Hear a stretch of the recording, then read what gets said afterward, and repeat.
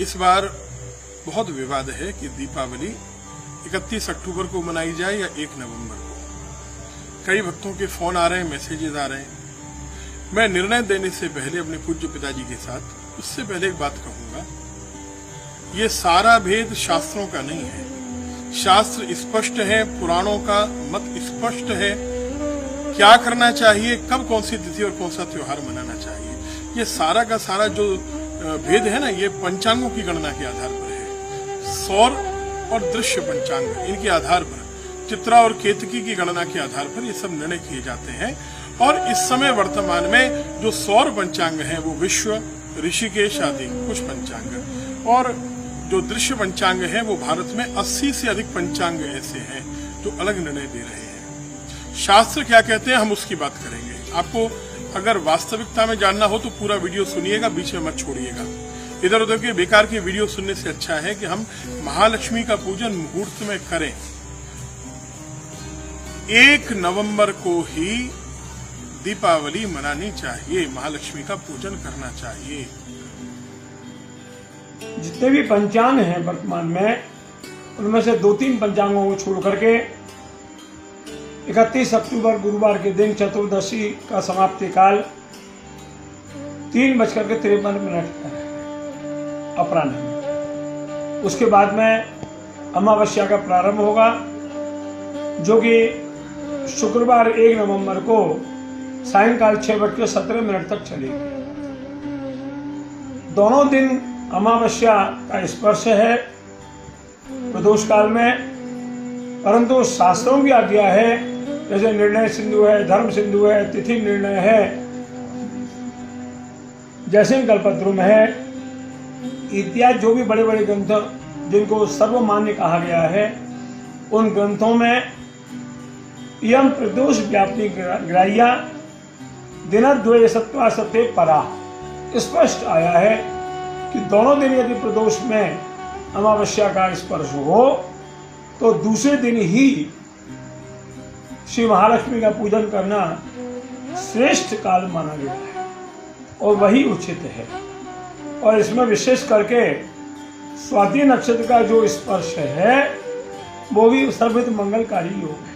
इसलिए सभी भक्तों को ध्यान करके 1 तारीख शुक्रवार के दिन ही प्रदोष काल में भगवती माँ जगदम्बा लक्ष्मी का पूजन सांगोपांग करना चाहिए, जो सर्वहित मंगलकारी है। शास्त्र स्पष्ट है कि अगर दोनों दिन अमावस्या प्रदोष काल में हो, यहां तक कहा तिथि निर्णय में तो कि अगर एक पल भी, एक घटी की बात तो निर्णय सिंधु में की गई है, जयसिंह कल्पद्रुम में की गई, लेकिन तिथि निर्णय में कहा एक पल भी अगर प्रदोष के समय अमावस्या हो तो दूसरे दिन ही अमावस्या मनाई जानी चाहिए।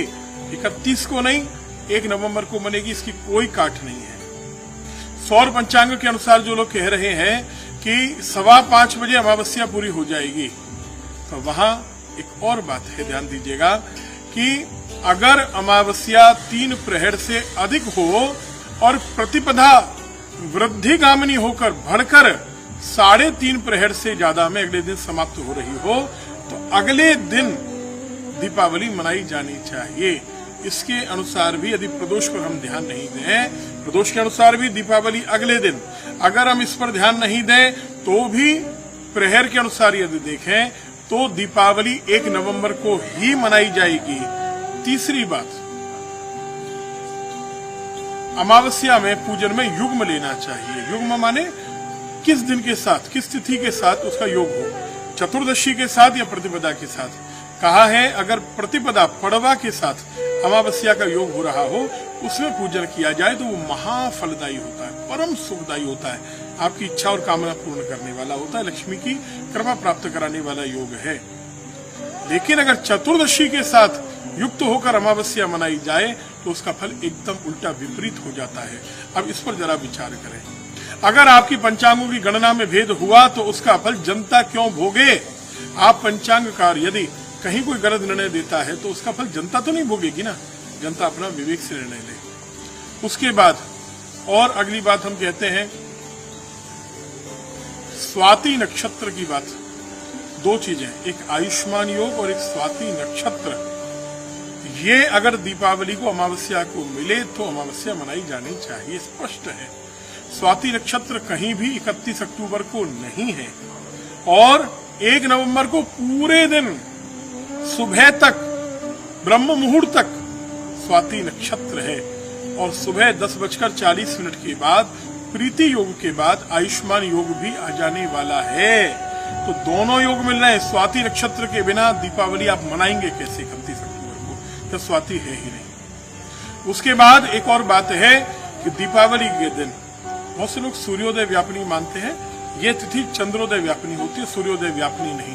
फिर भी अगर सूर्योदय व्यापिनी माने तो भी 1 नवंबर को ही मनाई जाएगी। उसमें कहा कि अगर सुबह, निर्णय सिंधु कहता है, प्रातःकाल सूर्योदय के समय अमावस्या हो और होकर प्रदोष के बाद एक पल भी मिल रही हो तो उस दिन अमावस्या मनाई जानी चाहिए। 31 को सूर्योदय के समय अमावस्या नहीं है। ये दोनों योग केवल 1 नवंबर को प्राप्त होंगे। अगली बात, पहले पितरों का पूजन होता है, बाद में लक्ष्मी का पूजन होता है। धारा उल्टी मत भाइये कि लक्ष्मी का पूजन करने के बाद फिर पितरों का पूजन किया जाएगा। प्रातःकाल अभ्यंग स्नान अमावस्या में बताया है। उस अभ्यंग स्नान के बाद पितरों का पार्वण श्राद्ध करना चाहिए और पार्वण श्राद्ध के बाद तब लक्ष्मी पूजन करके भोजन करना चाहिए, दिन में व्रत करना चाहिए। अब अगर ये देखें तो 31 को सुबह आप अभ्यंग स्नान जब करेंगे तो अमावस्या है ही नहीं, जब आप पार्वण श्राद्ध करेंगे तो अमावस्या है ही नहीं। तब आप पहले लक्ष्मी पूजन करके अगले दिन करेंगे सारे कर्म क्या? तो इसलिए 1 नवंबर को प्रातःकाल अभ्यंग स्नान करेंगे, अमावस्या है। पार्वण श्राद्ध करेंगे, अमावस्या है। प्रदोष के बाद अलग अलग जगह सूर्यास्त के समय में डिफरेंस होता है। अलग अलग जगह कहीं 6:15, कहीं 6:20, कहीं 6 बजे अमावस्या विश्राम ले रही होगी 1 नवंबर को। लेकिन ये निश्चित है कि 1 घटी से ज्यादा माने 24 मिनट से ज्यादा अमावस्या 1 नवंबर को है, इसलिए 1 नवंबर को ही मनाई जानी चाहिए। जो लोग रात्रि को करते, बहुत से लोग कह रहे हैं सिंह लग्न नहीं है। कैसे नहीं है? 1 नवंबर को भी सिंह लग्न है। रात्रि को 12:51 के आसपास, समय के हिसाब से 15-20 मिनट आगे पीछे आपके शहर के हिसाब से अंतर होगा, वो आप टाइम डिफरेंस अपना चेक कर सकते हैं। तो उस समय भी सिंह लग्न है। देखिए एक और क्रम है, प्रदोष के साथ साथ अर्धरात्र व्यापिनी मुखिया देखना चाहिए। वो 31 अक्टूबर को है, लेकिन केवल एक आधार पर हम ये नहीं कह सकते कि 31 अक्टूबर को बनाइए। 1 नवंबर को अगर प्रदोष में है तो उसका पूजन करने का फल रात्रि को, 1 नवंबर को रात्रि में अमावस्या नहीं है लेकिन अमावस्या मानी जाएगी। जैसे सूर्योदय के समय कोई तिथि होती है तो पूरे दिन मानी जाती है, ऐसे चंद्रोदय के समय प्रदोष में जब कोई तिथि होगी तो उसकी व्याप्ति अगले दिन सुबह तक मानी जाएगी, जब तक अगला सूर्योदय नहीं हो जाएगा। इसलिए ये मूर्खता की बात कर रहे हैं बहुत से लोग कि रात्रि में अमावस्या नहीं रहेगी। रात्रि में जब आप दीपावली पूजन करेंगे तो वो शास्त्रोक्त नहीं है। बिना अमावस्या के आप रात्रि में सिंह लग्न में पूजन कैसे करेंगे? थोड़ा पढ़ लीजिए, थोड़ा अध्ययन कर लीजिए और ये कार्य कर्मकांडियों के लिए छोड़ दीजिए। मेरा एक निवेदन है, बहुत बड़ी बात, कर्मकांड के लिए छोड़ दीजिए ना। मैं भागवताचार्य हूँ, पुराणों का प्रवक्ता हूँ, लेकिन मैं कर्मकांडी भी हूँ, मैं याज्ञिक भी हूँ और मैं याज्ञिक घराने से संबंध रखता हूँ। मेरे पूज्य पिताजी ने जो आज्ञा दी, वृंदावन में विद्वानों ने जो निर्णय लिया, हमारे परम आदरणीय श्री राजेश पांडे जी, पंडित श्री राजेश पांडे जी, पंडित श्री चंद्रमणि पांडे जी आदि आदि कई विद्वानों ने कई दिन से चर्चा करके निष्कर्ष निकाला है। कोई एक दिन की चर्चा नहीं है। हम लोग इसमें कम से कम 20 दिन से लगे हुए हैं, तब जाकर ये निर्णय हुआ। नंदगांव से हमारे भाई श्री हरिमोहन गोस्वामी जी और ब्रज तीर्थ देवालय न्यास का भी यही निर्णय है। ब्रज तीर्थ देवालय न्यास जो ब्रज के मंदिरों का संगठन है, उसका भी निर्णय है 1 नवंबर को ही दीपावली मनाई जानी चाहिए। अब एक मंदिर में कहीं एक को मन रही, 31 को मन रही है, कहीं एक को, मैं इस पर नहीं जाना चाहूंगा।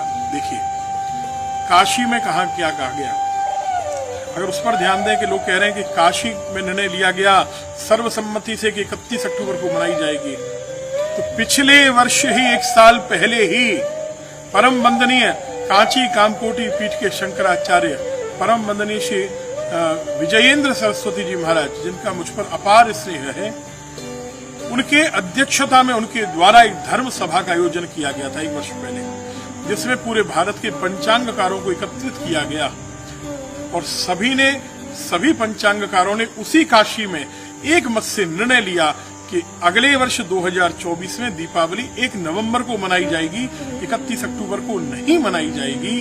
जिस सभा में राम जन्मभूमि के लिए मुहूर्त देने वाले मुहूर्त के सबसे बड़े ज्ञाता परम वंदनीय पंडित श्री गणेश्वर शास्त्री द्रविड़ जी भी उपस्थित थे। जब शंकराचार्य निर्णय कर रहे हैं, फेसबुक पर हर दूसरा आदमी, गूगल पर हर दूसरा आदमी कुछ भी लिख देता है जो मन में आता है। ऐसे ऐसे वक्तव्य लिख रहे हैं कि हमको हंसी आती है। ये लोग कुछ पढ़े लिखे हैं कि नहीं? संस्कृत का श्लोक लिख रहे हैं और श्लोक का अर्थ कुछ और कर रहे हैं। कुछ पढ़ाई कर दीजिए। मैं जयपुर में जो धर्म सभा हुई उसका निर्णय जो लोग दे रहे हैं, जयपुर की उस धर्म सभा में विरोध हुआ है, ध्यान दीजिएगा। एक पक्ष ने उसका बाइकआउट किया है, उस पर बहुत आपत्ति दर्ज कराई गई है और राजस्थान के अधिकांश भागों में और भारत के अधिकांश भागों में 1 नवंबर को ही दीपावली मनाई जा रही है। अगर 4 पंचांग कह रहे हैं 31 अक्टूबर के लिए, तो 80 से ज्यादा पंचांग नाम सहित आपको बता सकता हूँ। निर्णय सागर है, मार्तंड है, विश्व विजय है, ब्रजभूमि है, राजधानी है, आदि आदि कितने पंचांग हैं, जिसमें 1 नवंबर को है। 4 और 80 की तुलना आप कर सकते हैं। लेकिन फिर भी मैं अंत में कहूंगा, आप 31 को मनाइए, आप 1 को मनाइए, लड़ाई का विषय मत बनाइए। ये पंचांगकारों की जो लड़ाई है ना, वो सनातन धर्म पर भारी पड़ रही है। और मैं तो कहता हूँ, अगर आपको आनंद नहीं आ रहा है, आपका मन कर रहा है, तो 1 को नहीं मनाने का समय तो 31 को मना लीजिए। आप 31 को मनाइए।